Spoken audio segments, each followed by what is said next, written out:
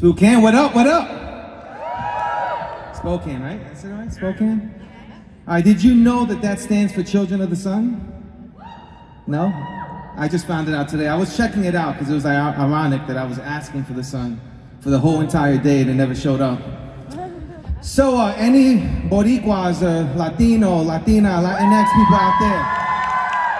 Yes, I love hearing that. Do all of you speak Spanish? Whew, making me feel more nervous now. Anyone not speak Spanish? Okay, all right. I speak Spanglish, all right? So I'm from New York, and we speak a version of New Yorican. So y'all ready for poetry?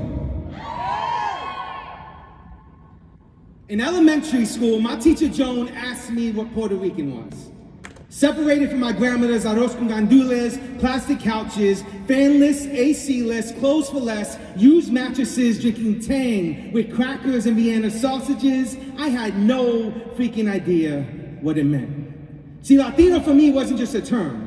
Boricua shout out to the block of flags hanging off antennas. It was a rite, a passage, an introduction to the speech of tongue whips and rolling R's. I was caught in between the language of two oppressors, hanging on to the alphabet and construction of a sentence that was built on stripping our traditions and filtering them into a Eurocentric preference.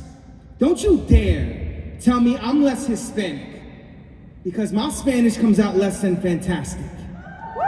So maybe my I want jugo or yo quiero chicken isn't quite grammatically approved. I will never be confused with Telemundo or speak like novelas tried to teach me to. I have no dramatization in my accent, and I speak more South Bronx than Bayamon. My language has more surprises than Tiger Woods and Kanye West.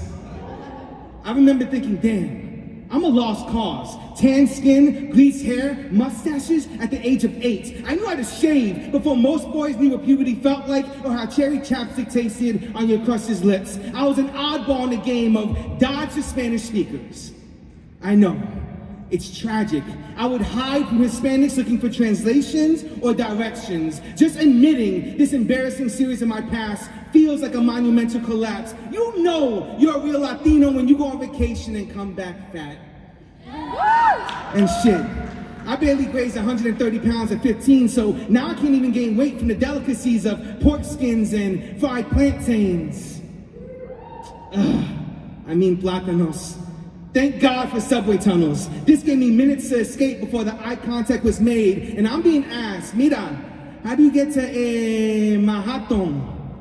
And if it didn't sound so similar to the obvious Manhattan, I would have gave them a broom and told them, kill the ratón, kill the ratón. And this is a phrase that even an Asian person could understand in my house. You see, I'm the first to admit that I admire the bilinguals who sling the verbs out faster than tennis serves. The ethnic relation to my tongue is like the beauty mark at the end of my palm. And don't you dare look at me and tell me that it hasn't resided here since birth.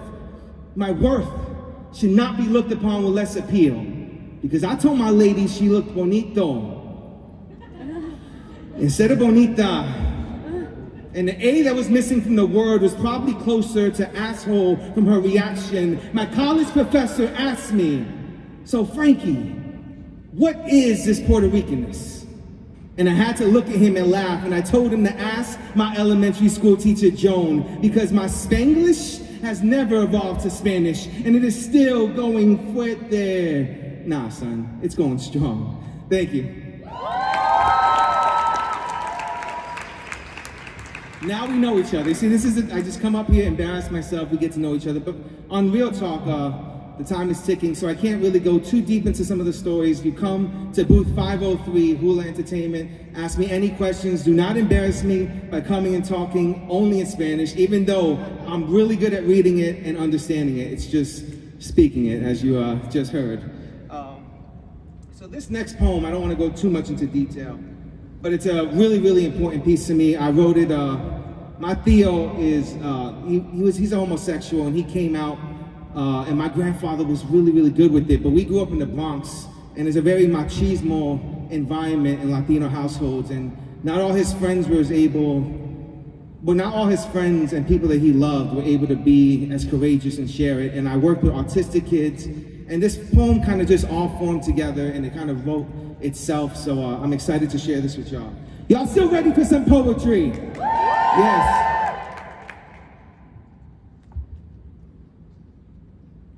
If forever had a deadline, an outline to the chaos, and time was simply a footnote in a mathematician's dream.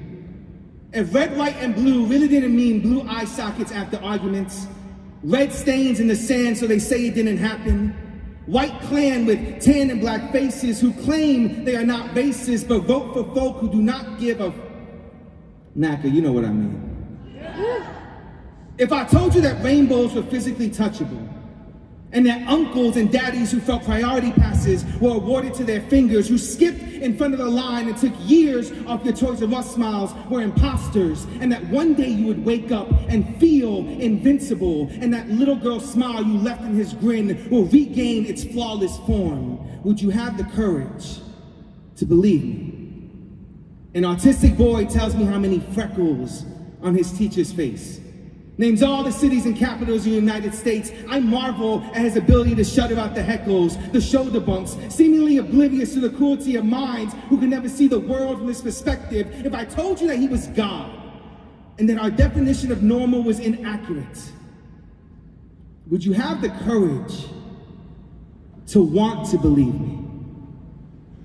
A teenage boy whose father associates weakness by calling it faggots, who instills a traditional belief that women are better equipped doing laundry and washing dishes, who can display tears at childbirth, but not offer a gesture of appreciation for his wife bringing in this creation. A son now objectifies women for his approval, decorates his room with swimsuit models and enough bikini views to fill up a Victoria's Secret catalog, hates himself for getting an erection at two men kissing, mirrors haunt him. He can't hide from the truth. With every howl his father makes at the women on TV, every Playboy magazine by the shower he tries to fantasize about in his sleep, he can never utter the words, I'm gay.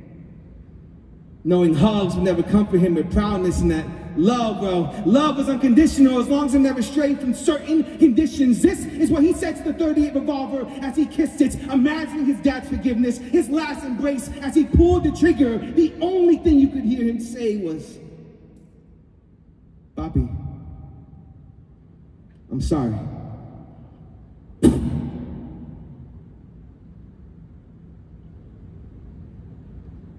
If I told you that normal was outdated,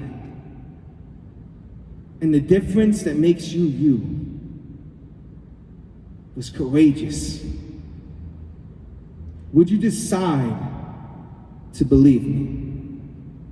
Thank you very much, NACA. Please, I am Frankie Soto. I am from New York. Come check us out at Hula Entertainment 503. Ask me any questions. I love to talk. But again, if you try me with the Spanish, I'm going to be prepared. Thank you.